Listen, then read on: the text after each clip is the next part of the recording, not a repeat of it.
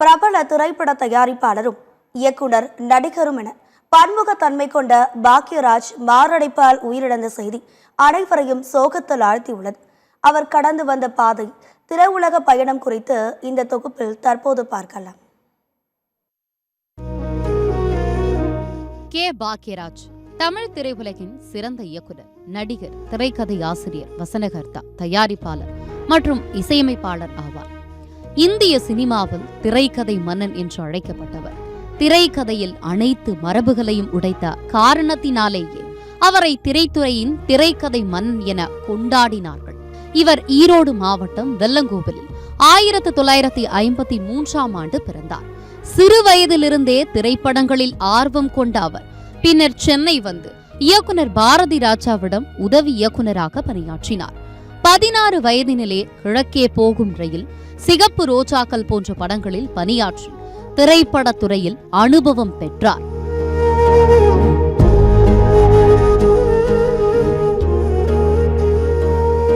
ஆயிரத்து 1979 சுவரில்லாத சித்திரங்கள் திரைப்படத்தின் மூலம் இயக்குனராக அறிமுகமானார்.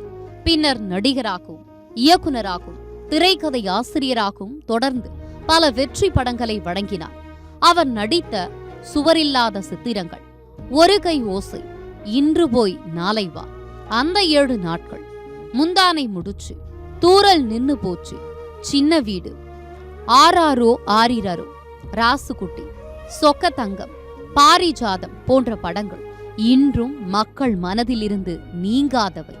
இதில் முந்தானை முடிச்சு திரைப்படம் மக்களின் வரவேற்பை பெற்று மக்களால் பெரிதும் கொண்டாடப்பட்டது.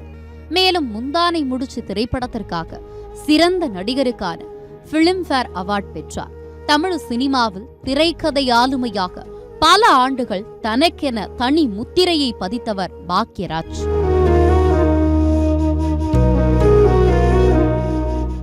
பாரதி ராஜாவை தன் குருவாக ஏற்றுக்கொண்ட பாக்யராஜ் அவரிடம் ஆரம்ப காலத்தில் உதவி இயக்குனராக பணியாற்றினார். பாக்யராஜின் திறமையை பார்த்து அவருக்கு பல்வேறு வாய்ப்புகளை பாரதி ராஜா வழங்கினார். இவர்களின் உறவு குரு சிஷ்யன் என்றே திரையுலகினரால் பேசப்பட்டது. இயக்குனர் பாரதி ராஜா இறந்து 17 நாட்கள் ஆகும் நிலையில் தன் குருவை தேடி சிஷ்யன் சென்றார் என்றுதான் கூற வேண்டும். வேட்டியை மடிச்சுக்கட்டு படத்துல நடித்த பாக்யராஜ் கடைசியாக குஷ்பு மகள் திருமண வரவேற்பு நிகழ்வில் கூட பட்டு சட்டை, பட்டு வேட்டியில் கலந்து கொண்டு சிரஞ்சீவி உள்ளிட்ட பிரபலங்களுடன் பேசி சிரித்ததை பார்த்து ரசித்த ரசிகர்கள் இன்று காலை இப்படியொரு அதிர்ச்சியான செய்தியை கேட்டு சோகத்தில் மூழ்கி உள்ளனர். அவரது மறைவுக்கு திரையுலக பிரபலங்கள், அரசியல் தலைவர்கள் மற்றும் ரசிகர்கள் இரங்கல் தெரிவித்து வருகின்றனர். அவர் மறைந்தாலும் மறையாத பெயராகவும் மறக்க முடியாத முகமாகவும் தமிழ் சினிமா வரலாற்றில் பாக்யராஜ் என்றும் ரசிகர்களின் மனதில் நிலைத்திருப்பார்.